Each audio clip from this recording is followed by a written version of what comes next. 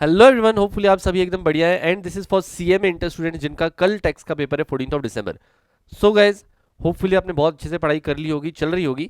मैं फटाफट से एक बार आपके साथ कल के लिए टिप्स एंड ट्रिक्स डिस्कस कर लेता हूँ और पेपर आपको कैसे हैंडल करना है। मेनली मैं आईडीटी वाला पोर्शन कवर अप करूंगा, ओवरऑल स्ट्रेटजी भी आपको बता दूंगा। आईडीटी पर मैं ज़्यादा फोकस करूंगा because DT is being manage by Bharat sir now. Correct. तो देखिए, पेपर पैटर्न आपको पता ही होगा, होपफुली आपने देखा ही होगा एक बार तो एटलीस्ट।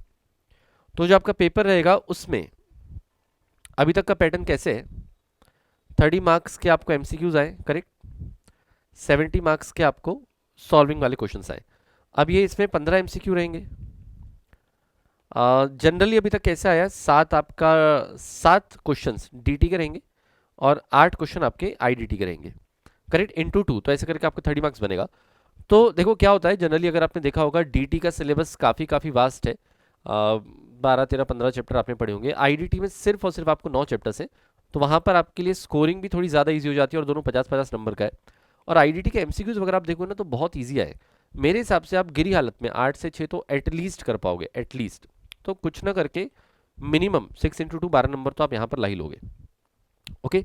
बचे आपके 70 मार्क्स। अब आपके बचे आपके 70 मार्क्स, उसमें आपको आया है 7 क्वेश्चंस।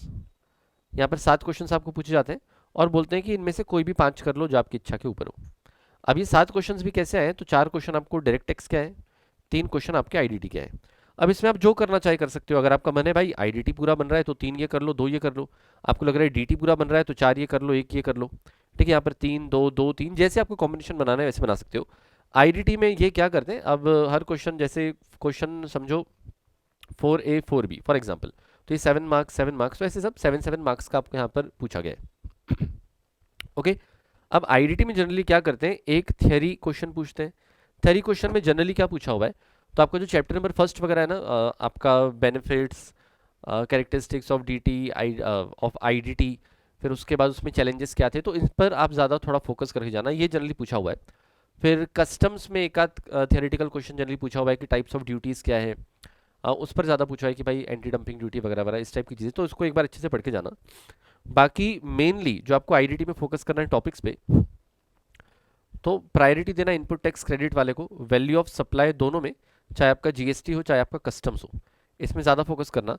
उसके अलावा आपको रजिस्ट्रेशन के ऊपर ज़्यादा अच्छे से फोकस करे जाना, क्योंकि क्वेश्चन या फिर एमसीक्यूज में रजिस्ट्रेशन वगैरह आपको, या फॉर्म नंबर, डेट्स, कितने दिन में रजिस्ट्रेशन लेना पड़ता है, ये सब पूछा है। मतलब ये कुछ ऐसे टॉपिक्स हैं जो जनरली पूछे ही पूछे। उसके अलावा कभी कॉम्पोजिशन पूछ लिया, कभी रिवर्स चार्ज पूछ लिया, कभी सप्लाई पूछ लिया, कभी एग्जामिशंस पूछ लिया। तो ऐसे करके अलग अलग पूछा है, लेकिन ये 3 4 टॉपिक्स आपको कंपलसरी ज़्यादा ज़्यादा पूछ के रखा है। ओके। तो टाइम तो मेरे ख्याल से आपको मैनेज करने में दिक्कत नहीं जाएगी, बशर्ते आप एमसीक्यूज एकदम फास्ट फास्ट कर लें।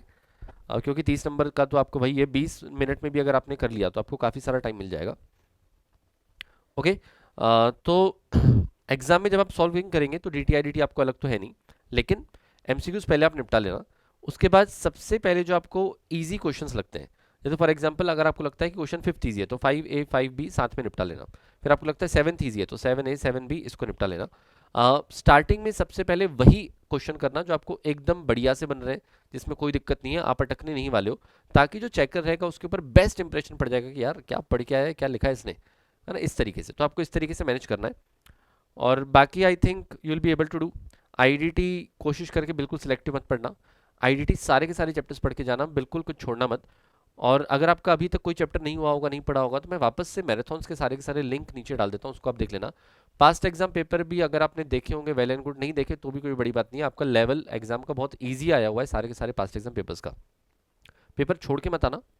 डीटी हो चाहे आईडीटी हो, टोटल करके 80 to 90% अगर आप सिलेबस पढ़ के जाओगे अच्छे से तो आप आराम से पास हो जाओगे। आप बहुत सिलेक्टिव करके जा रहे हो, डीटी वगैरह में बहुत लिमिटेड चैप्टर्स पढ़ें तो आपको दिक्कत जा सकती है। तो अगर हो सकता है, कई बच्चों का ऐसा रहता है कि डीटी वीक रहता है क्योंकि वास्ट रहता है, तो आईडीटी पर अच्छे से फोकस कर लेना। और आईडीटी अगर आप 3 क्वेश्चन यहाँ पर करते हो, 3 × 14 मतलब 7 7 नंबर के सब क्वेश्चन, तो 42 तो यहाँ से आ जाएंगे और 16 यहाँ से बन जाएंगे आपके। तो 58 तो यहाँ पर हो गए। इनमें से काट पीट के 30 35 तो ला लोगे 58 में से, और बाकी 5 10 नंबर उतना तो डीटी आपने पढ़ाई होगा, अगर बाई चांस आपका डीटी नहीं जम रहा है तो। Okay. So hopefully everything is clear. कुछ भी रहा तो आप नीचे कमेंट सेक्शन में डाल देना, मैं रिप्लाई कर दूंगा। And all the very very best यार। और प्लीज़ बताना मैसेज करके, कमेंट्स में या मैसेज करके प्लीज़ बताना कि पेपर कैसा गया। मेरे हिसाब से हर बार सीए में इंटर का टैक्स का पेपर बहुत बहुत बहुत बहुत ईजी आता है और बच्चे आराम से मैनेज कर लेते हैं। क्वेश्चन प्रैक्टिस बस थोड़ी सी आपकी होनी चाहिए। अभी क्वेश्चंस आपको देखने की ज़रूरत, अगर टाइम मिले तो पास्ट एग्जाम सजेस्टेड पेपर देख के चले जाना बस, है ना, बाकी कुछ अब अलग से पढ़ने की ज़रूरत नहीं है। डीटी में अगर आपको करना हो तो टोटल इनकम के क्वेश्चंस देख के चले जाना, तो आपको थोड़ा सा एक आइडिया लग जाएगा टाइम मिला तो। और अगर अपने टोटल इनकम क्वेश्चंस कभी नहीं देखे तो लास्ट मोमेंट मत देखना कि आपको फिर लगेगा कि बहुत बड़े बड़े क्वेश्चन है, तो बड़े क्वेश्चन आपको आते नहीं है। सिर्फ कॉन्सेप्चुअल क्लैरिटी के लिए आपको मल्टीपल पॉइंट्स एक जगह पर दिख सकते हैं। Okay, so all the very best guys, मिलते हैं, है ना, अगले वाले सेशंस में। आप फटाफट एग्जाम क्लियर कर लें, बाकी तो मुलाकात हुई रहेगी। Thank you so much, bye bye, all the very very best, बहुत अच्छे से करना please. Thank you so much, bye, शुक्रिया।